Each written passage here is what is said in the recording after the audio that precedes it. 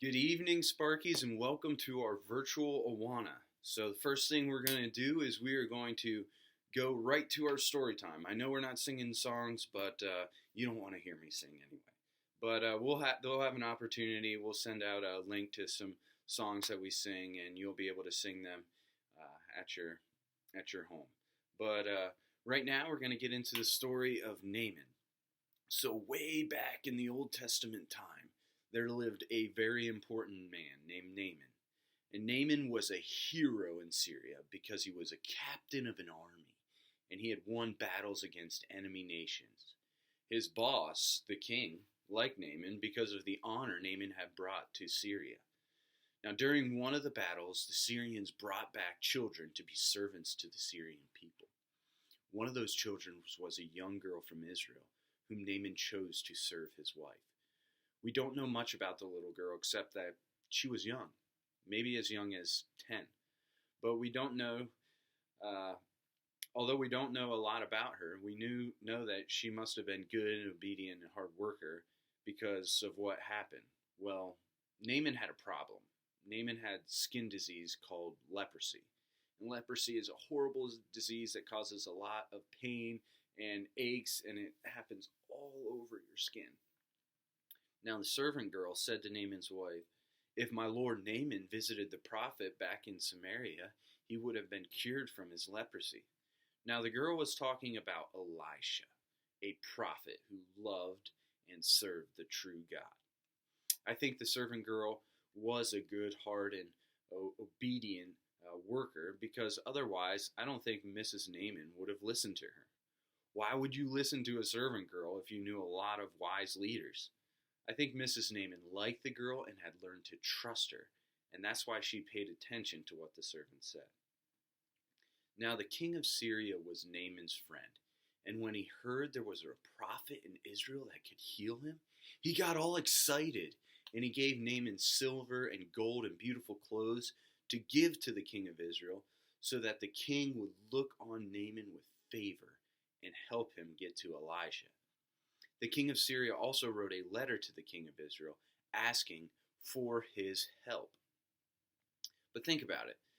The Syrians had raided Israel, and they had robbed them and brought back young Israel children as slaves. Why would the king of Israel want to help Naaman? He was the captain of the Syrian army. Why would the king even trust Naaman? So guess what? The king obviously didn't trust him. When he read the letter and saw all the gold and silver and expensive gifts, he tore his clothes. And that's what they did back then to show how angry or sad or upset they were. The king was so upset that he just tore his clothes. He had no idea how anyone in Israel could cure Naaman and decided that the king of Syria was trying to start a fight. But Elisha, the prophet, heard about what was happening, and he told the king to allow Naaman to visit him. So Naaman got into his chariot and went to Elijah's house. Remember, Naaman was a very important man. He probably expected Elisha to run out of the house and welcome him, and maybe expected Elisha to serve him like a big meal. So just think of like a one meal that you really like and you really enjoy, and that's like what Naaman was expecting. He was expecting a huge meal, and he was expecting rest also, but none of that happened. So Elisha sent a messenger outside who told Naaman to go dip 7 times in the Jordan River. Now, the Jordan River was not a pretty river. It was narrow and it was dirty, and dipping in the river would have not been something you wanted to do. So you could imagine Naaman was angry. He was an important and powerful man. He thought Elisha could call on God's name and just wave his arms over him, and instantly Naaman would be cured. But none of that happened. Naaman said that if he did have to dip himself in a river, why couldn't it be a beautiful river? Why the muddy Jordan? So Naaman was a proud man. He didn't want to do something as awful as dipping himself in a dirty river. In fact, Naaman was so angry that he started home. But a couple of his servants stopped him. They said, "If Elijah told you to do something great to be cured, would you not have done it? So why not do this simple thing like dipping in the Jordan?" Well, Naaman thought about it and he's like, that makes sense. So he went to the Jordan and did what Elijah said, and of course he was cured. And the Bible tells us that his skin became as smooth as a little child's. So you know what? Feel your skin. It was as smooth as your skin. And Naaman went back to Elijah and said, I now know that your God is the only God. Please take these gifts from me. Elijah said he didn't want the gifts. Elisha knew that he was able to help Naaman only because of the Lord. And Elijah couldn't heal a man of leprosy without the Lord's help. So Naaman started home again, happy that he had listened to his wife's servant girl, and now he was cured. Gehazi, a servant of Elijah, saw what happened and heard Naaman offer Elisha beautiful and valuable gifts. And Gehazi was like, ooh, I would like some of those gifts, and I would like some of that money. And so he ran after Naaman. And when Naaman saw him coming, he stopped and asked, is all well? He's like, oh, sir, after you left, 2 men stopped by, and they are in need. And Elijah asked me to run after you and get a little money and some clothes for them. So Gehazi lied right then and there. And of course, Naaman was glad to do so, and he gave Gehazi even more money than he asked for. And Gehazi hurried back and hid his gifts because he had lied. And then he went to see Elisha. Elijah asked, where had you been? And Gehazi lied and said, nowhere. But Elisha knew what his servant had done. Because Gehazi disobeyed, he became sick with leprosy and had the disease for the rest of his life. And so in this story, we see a bunch of different things. We see that it's important to be obedient and to share the name and power of the Lord to those who don't know, like that servant girl did.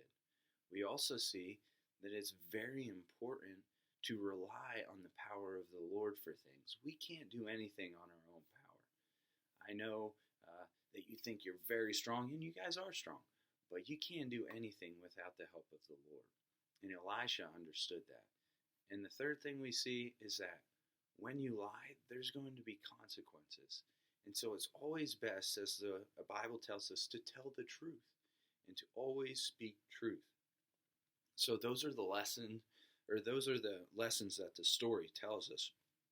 And so now, after we have gone through the lesson, now we are going to look at those books of the Bible. And so if you have your Sparky Wing Runner book, that is going to be on page 76 and 77. Those are the books that we have learned. So 76, we have Genesis, Exodus, Leviticus, Numbers, and Deuteronomy. And then the books we're going to learn this week are Joshua, Judges, Ruth, 1st and 2nd Samuel, 1st and 2nd Kings, and that's it. So we have Joshua, Judges, Ruth, 1st and 2nd Samuel, and 1st and 2nd Kings. Okay? So I'm going to include a link for you guys to be able to watch a memory verse song of the Old Testament, and so that should be able to help you guys memorize these books of the Bible.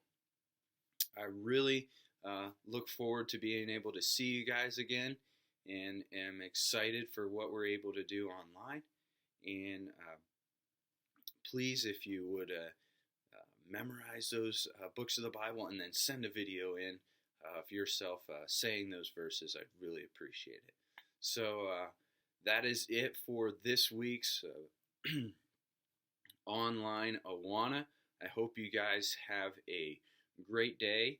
And also, I'm sending out a little word search for you guys to be able to do at home. So that is it for Awana. Until next time, I will see you later.